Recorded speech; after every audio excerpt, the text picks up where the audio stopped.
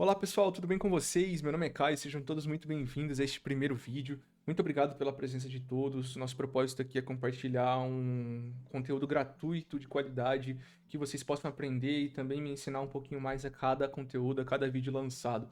Beleza? Também nosso propósito, nossa visão é repassar o conhecimento sem muita enrolação, focado na prática, explicando os conceitos sim, mas não se aprofundando tanto. Beleza? Então, para a gente iniciar nosso primeiro vídeo hoje, a gente vai aprender um pouquinho sobre como fazer uma configuração de uma RB MikroTik. Basicamente, é um roteador da marca MikroTik que será configurado recebendo um link de internet com base no DHCP client, ou seja, ele recebe um IP a partir de um DHCP server, ele vai ter um DHCP client e depois ele entrega um DHCP server para sua rede interna. Nós vamos colocar um computador para validar que esse computador receba um IP, que ele se comunique com a internet através do DHCP server que foi lançado por esse roteador da MikroTik que a gente configurou. Beleza? Bora lá então para o nosso ambiente de virtualização IVE. Estou aqui com vocês aqui na nossa tela e basicamente já defini um linkzinho de internet, que é o meu roteador aqui da minha residência, que está entregando esse DHCP client. Vou agora adicionar um node, botão direito, vou clicar e vou colocar um MikroTik Router OS.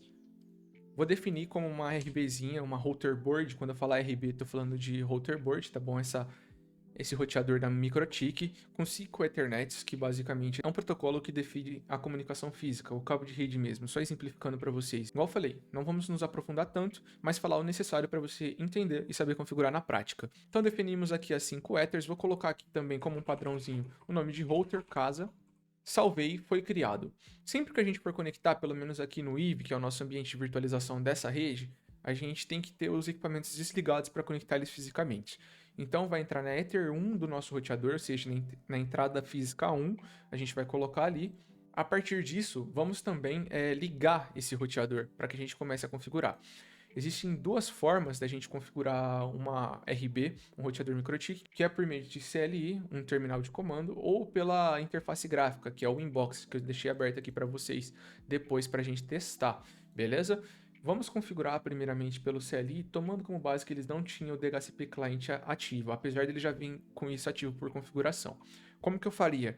Botão esquerdo para entrar nele por SSH, ele vai aparecer a telinha de login, por base ele já está com um admin sem senha, aí ele vai carregar o sisteminha, vou dar um N para ele não mostrar a licença, que vai dar mó textão. Agora ele já aparece para a gente redefinir a senha. Vamos colocar como admin, só para facilitar o nosso acesso do nosso laboratório.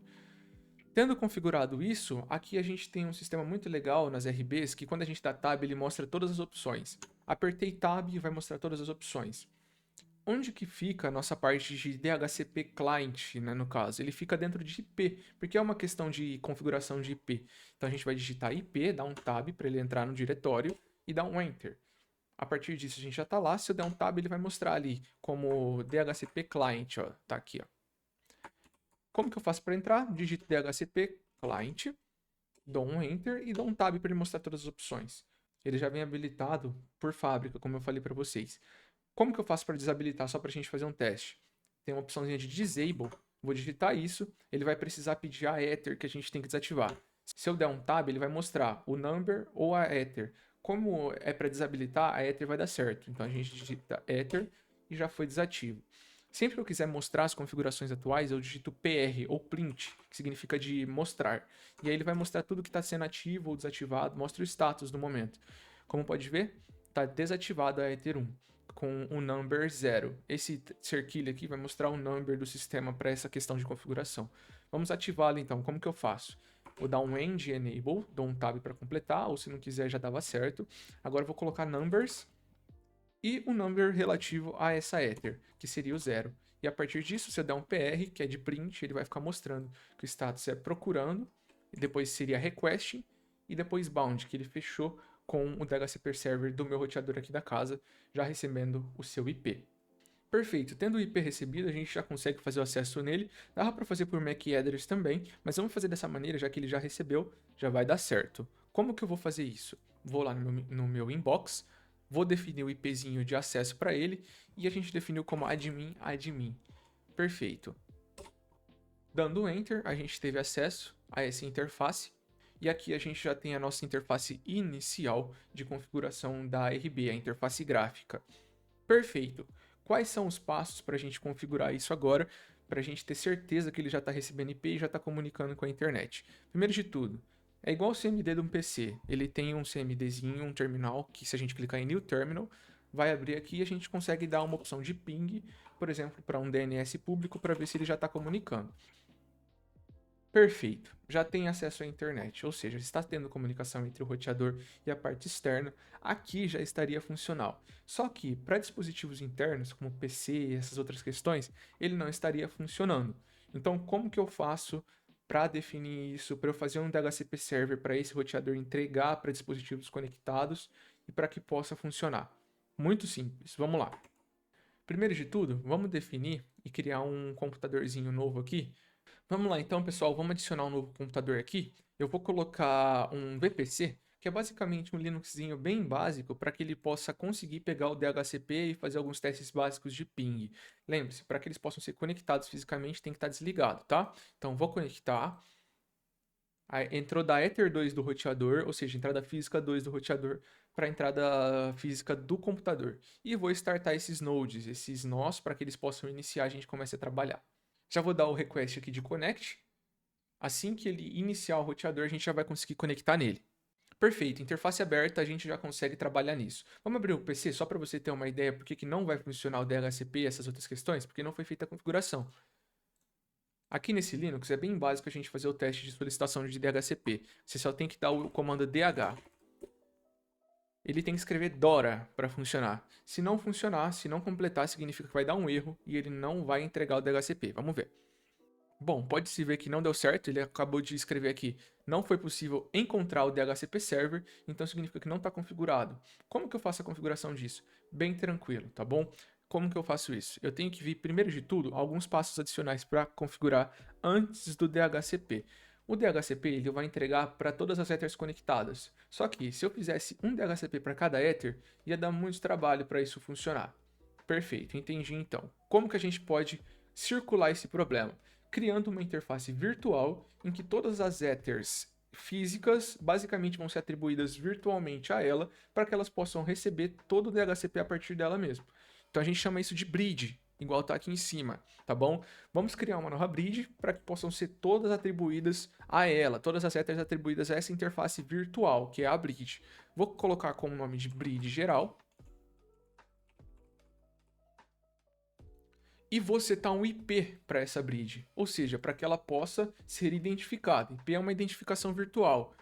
Vou vir em IP, address, e vou criar um novo IP para essa bridge. Vamos colocar, por exemplo, 192.168.5.254. Por exemplo, o legal do microchip é que você também tem que definir uma subrate para esse IP, ou seja, qual que é o range de IP para ela. Depois a gente fala mais sobre essa questão de subrate, tá? E tem vários métodos de você fazer isso. E um bem simplificado aqui é você definindo um CIDR, ou seja, de definir /24. Se eu der um Enter, ele vai ser relativo a 256 clientes. Dei um Enter, foi definido. Só vamos confirmar para qual Ether que foi. Ele foi para Ether 1, mas não é isso que a gente quer. A gente quer que ele seja definido para Bridge. Então, colocamos aqui. Se a gente ficar com o mouse aqui em cima, ele vai mostrar provavelmente quantos IPs estão disponíveis. Ou seja, ele vai do 0 ao 254. Vamos só confirmar isso mesmo. Perdão, do 0 ao 255. Então, perfeito. Eles têm os 256 IPs, sendo o 0 e o 255 os não válidos, sendo relativos ao de rede e broadcast. Por isso, temos 254 IPs válidos para serem utilizados na rede. Perfeito? Fechou. Vamos fechar aqui. Esse símbolozinho aqui serve para a gente definir comentários e alinhar melhor nosso trabalho. Vamos definir como IP da bridge, para a gente entender melhor. Tendo definido o IP da bridge, a gente já consegue fazer outras coisas, como, por exemplo, adicionar aquelas Ethers a essa interface virtual chamada bridge, para que elas possam receber o DHCP server. Então a gente vem aqui em bridge, ports, para a gente adicionar essas interfaces. Como que a gente faz isso? Tá vendo aqui que está aparecendo Ether 2, 3, 4 e 5? Vamos colocar as que vão receber o DHCP server, ou seja, A2. Eu tenho que fazer um por um? Tenho que fazer um por um, mas tem um modo mais rápido de você fazer isso. Basta você clicar em Copy. Vamos dar um Yes só para ele aplicar as mudanças e vamos clicar em Copy. São 4 que a gente necessita, sendo essa já está pronta. Então a gente só vai definir a 3 agora, a 4 e a 5. Perfeito. A gente sabe que a Ether 2 foi a relativa ao nosso PC. Vamos definir então, lá em interfaces, que ficam as interfaces físicas, o que tem na Ether 2. Vamos colocar um comentário aqui para ficar mais fácil, que significa que tem o nosso PC local nela. Enquanto a Ether 1 recebe o link de internet por DHCP Client.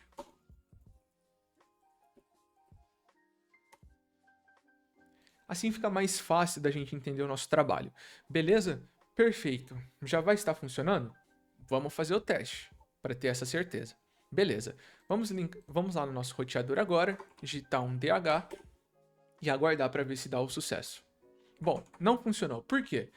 Não foi possível identificar o DHCP Server. A gente criou a bridge, mas não criou o DHCP Server. Então vamos lá, é bem simples de criar ele. A gente vem em IP, DHCP Server, e o Microtik é muito legal porque eles já dão uma criação automática para não ter que criar tudo manualmente. Então a gente clica em DHCP Setup, vamos definir em qual interface ele vai entregar. Tenta pensar aí, em qual interface vai entregar? Vou dar uns segundinhos para você pensar.